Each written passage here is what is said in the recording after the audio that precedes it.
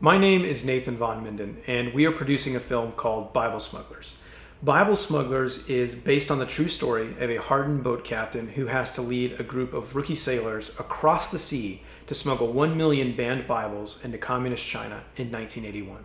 We're making the film for about $2 million, and we've decided to shoot in South Africa, which is a perfect place for our story with breathtaking locations and a very cost-effective yet highly developed and experienced filmmaking infrastructure.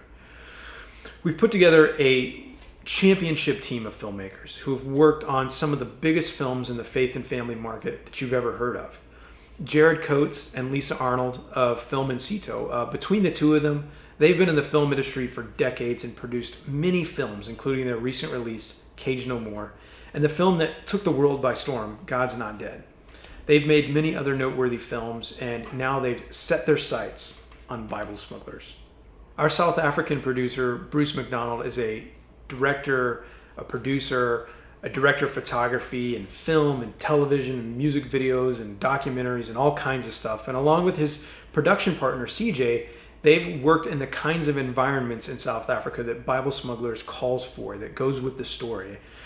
And Kyle Thompson, he's on our team. He served on the marketing team for The Passion of Christ, as well as promoting other theatrically released faith and family films like Miracles from Heaven, Courageous, Heaven's for Real, Fireproof, War Room, all kinds of stuff. We also have an exceptional entertainment lawyer in KB Battaglini, who's helped me navigate securing the rights to Captain Bill Tinsley's incredible true story. Now, I've been researching and writing the film for the last 3 years, along with my writing partner, Melinda Ledman. And all of us on this team are inspired by these courageous men who put their lives on the line to get on a boat, which many of them have never been on a boat before, and go out in the ocean with 1 million Bibles, which is about the size of a 2-story house, and try to sneak it into China without getting caught or getting the Chinese people on the inside arrested. And they did it all without knowing the people they were helping. And to put your life on the line to help out someone you don't even know is incredibly heroic and something that's very inspirational and worth holding up and saying, look at this. A film is 3 things. It's business, it's art, and it's ministry. It's business. You know, it takes a lot of money and people to produce a movie, and we're hoping to make gobs of money on this so that we can keep making movies like it. We want to be good stewards over God's resources. It's also art. We want to hold up this painting that is painful and hard and fierce and heroic and beautiful and tell everyone, look at this. This is worth getting your emotions wrapped up in. It's worth thinking about. It's also ministry. Everyone on this team wants to win souls for Christ. We want God to give us people. We want millions of people all over this world to be inspired when this movie holds up a Bible and says, these men and women from all these different nations put their lives at risk for this, a Bible, and it's worth it. I got to know Bill Tinsley before he passed away earlier this year, and I can tell you this about him. He ran the race, and he finished well. He's the type of man we want to put in front of people and, like Paul, say, follow him because he follows Jesus.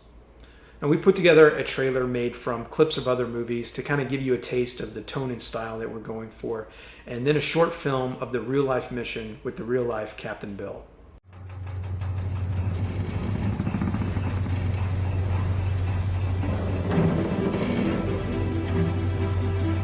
So you want to smuggle in 1 million Bibles on a tugboat and barge into communist China where they kill people for looking at Bibles?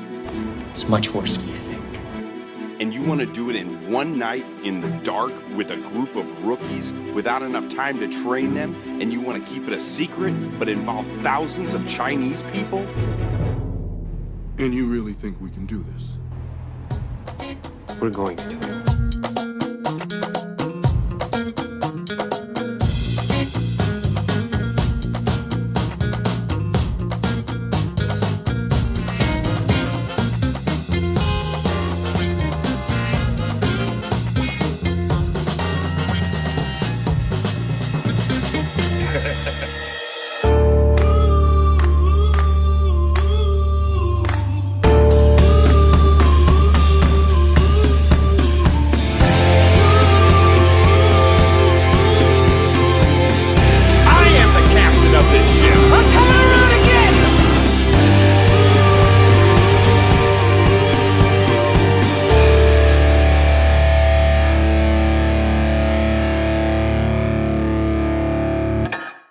I'm Bill Tinsley, and I've been going to sea for, since many years. I don't know how long it's been. Project Pearl is the true story of a small group of courageous men who tried to smuggle 1 million Bibles into communist China in 1981. Bill was enlisted by his Bible smuggling friend Doug to captain the mission. It took months for Bill to round up everything they needed. He designed a special barge that would partially submerge so the Bibles could be offloaded silently. They found a small tugboat in Singapore they hoped would get the job done. So then we all climbed on the boat. I had 18 men that had never been to sea before. And here we are heading the 1,500-mile journey back up to the Philippines. It took us 7 days. I think Doug and I always had a constant conflict. And the idea was we're going to get the barge, bring it back to Puerto Galera and do all the testing. Doug says, no, we don't have time. I said, Doug, we got to test this barge. It's a brand new thing. We don't know how anything's working on it. Bibles are all over the dock. We got to get over there right away to load them. He says, we got to go. And I said, okay, we go. As the tugboat Michael, the barge, and the crew head to Hong Kong, they encounter a fierce storm. Boom, and that boat just vibrates and thunders. Everyone is so deathly ill. Nobody can function and do anything. It was going so hard that they were hitting the ceiling. So they crawled in the bunks and tied themselves down. And we sailed into Hong Kong. The crew loaded 234 one-ton blocks of Bibles. But something was brewing in the background that threatened the mission for good. The project is on hold. We can't go. Thousands of Chinese Christians were left exposed on the beach that night when no delivery arrived. The next 30 days would be spent working out leadership problems, reorganizing the frustrated Chinese, and keeping a mutinous crew in line. Then, finally, they got the go-ahead. Project Pearl was back on. I mean, the tension on that boat was, you could cut it with a knife. We're sailing into China, and I pulled in there. Under the cover of night, the crew offloaded the Bibles to the Chinese Christians on shore. So after about an hour and a half, evidently they were feeling something on the beach of danger, and they wanted us out of there.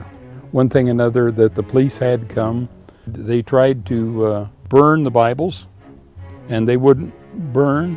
They kept throwing them all in the water. Some of the people got caught, but the fishermen saw these things floating in the water, and they pulled them out of the water. Hey, this is a Bible. After Project Pearl, Bill returned home.